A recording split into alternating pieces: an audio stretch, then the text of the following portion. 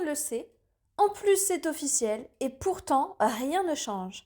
Transparency International a révélé que la note de la France sur la perception de la corruption a dégringolé, nous faisant perdre 5 places dans le classement en 2024. Je vous explique. Depuis 1995, Transparency International publie chaque année un indice de perception de la corruption, IPC, qui mesure le degré de corruption perçu dans plus de 180 pays et territoires du monde. Il faut savoir que cette organisation qui se dit non gouvernementale est pourtant bien financée par des agences gouvernementales et des entreprises.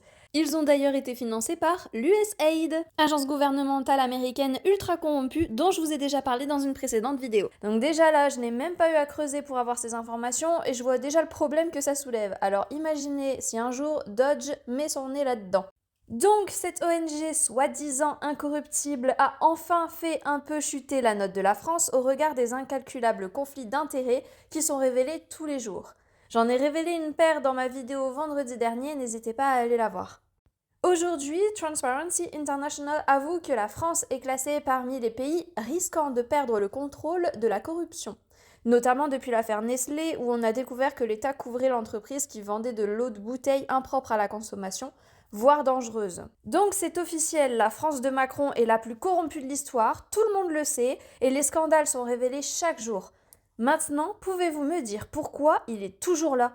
Je vais vous le dire moi, car c'est grâce à lui que tous les autres corrompus ont aussi leur place au soleil. Ici, je mets tout le monde dans le même panier, droite et gauche, ou en tout cas tous ceux qui ne font rien.